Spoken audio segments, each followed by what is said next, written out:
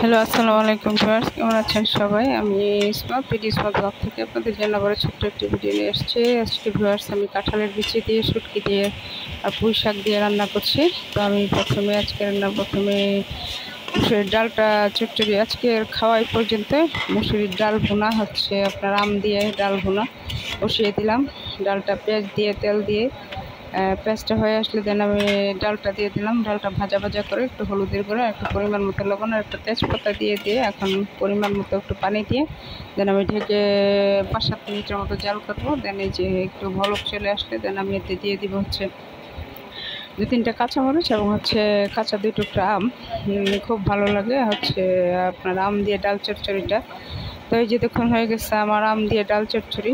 আর হচ্ছে এখন পুঁই শাক দিয়ে কাঁঠালের বিচি দিয়ে হচ্ছে শুটকি ভুনা করবো ভিউয়ার্স। সেটা কাঁঠালের বিচি দিয়ে পুঁই শাক দিয়ে শুটকি ভুনাটা হেভি টেস্ট লাগে খেতে, খুবই মজা লাগে। তো আমি চুলাতে প্যান বসিয়ে প্রথমে দিয়ে দিলাম হচ্ছে পরিমাণ, আজকে সরিষার তেল দিয়ে রান্না করছি তাই সরিষার তেল দিয়ে দিলাম এবং শুটকিটাকে ভাজা ভাজা করে নিলাম তেলে, একটু তেজপাতা দিয়ে দেন আমি হচ্ছে তারপর দিয়ে দিলাম রসুন বাটা এবং আদা বাটা দিয়ে এটা একটু কষিয়ে আসলে দেন অল্প পরিমাণে একটু পানি দিয়ে দিব। দেন ভাজা ভাজা হয়ে আসলে দেন আমি দিয়ে দেবো যথাক্রমে ধনিয়ার গুঁড়া, হলুদের গুঁড়া, মরিচের গুঁড়া এবং হচ্ছে রাঁধুনি সজের গুঁড়া। শুটকিতে একটু রাঁধুনি সজের গুঁড়া দিলে একটু ভালো টেস্ট আসে, খেতে ফ্লেভারটাও খুব ভালো আসে। তো আমি দিয়ে দিলাম হলুদের গুঁড়া, ধনের গুঁড়া আগে দিয়ে দিয়েছিলাম। তো এখন দিয়ে দিয়েছি মরিচের গুঁড়া এবং হচ্ছে ধনের গুঁড়া, রাঁধুনি সজের গুঁড়া। তো দিয়ে এখন নেড়েচেড়ে একটু কষিয়ে নিচ্ছি এবং একটু ঢেকে দিব ভিউয়ার্স।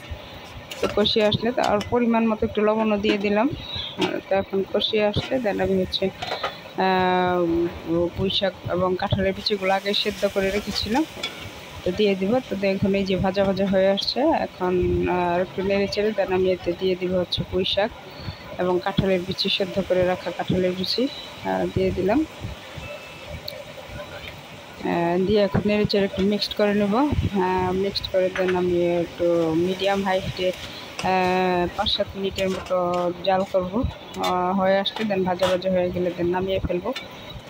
তো অল্প পরিমাণে একটু পানি দিয়ে দেবো আর খুবই সামান্য পানি দিয়ে দেবো, বিকজ আপনার হচ্ছে পুঁই শাক থেকে যথেষ্ট পরিমাণে পানি ছাড়বে এবং এতেই আপনার শুটকিটা হচ্ছে সেদ্ধ হয়ে যাবে। তো নেড়ে চেড়ে এখন মিশিয়ে নিচ্ছি, পুঁই শাকটা দিয়ে দিলাম।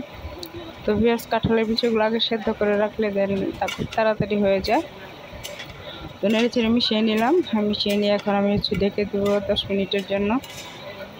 ঢেকে দিয়ে দেন আমি তারপরে ভাজা ভাজা করে আর কি কুক করে নেবো।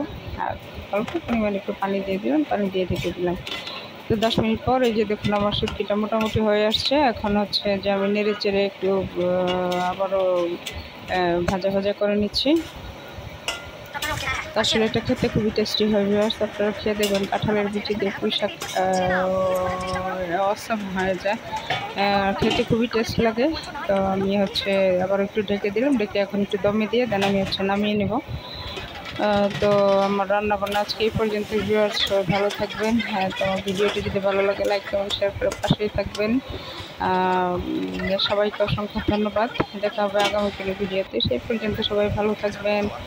আল্লাহ হাফেজ।